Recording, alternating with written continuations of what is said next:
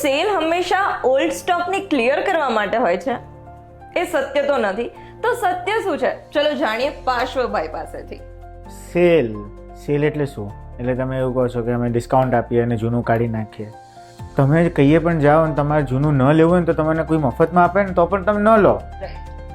અને અમારી ત્યાં તો સિસ્ટમ એવી છે કે ગ્રાહક આટલું 20 કિલોમીટર દૂરથી આવે ને એટલે એ એકદમ બ્રાન્ડ ન્યૂ આપીએ તો સેલનો મતલબ. અને લોકો અમદાવાદથી અહીંયા આવે છે વર્ષા ફેશનમાં, તો તમે એવું શું અલગ આપો છો એમને કે તમારી પાસે વારે ઘડીએ આવે?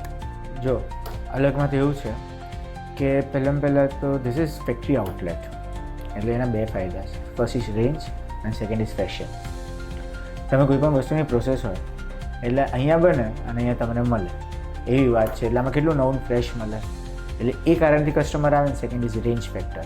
રેન્જની તમે જે વાત કરો છો એ રેન્જ આપણે ક્યાંથી ક્યાં સુધીની હોય છે?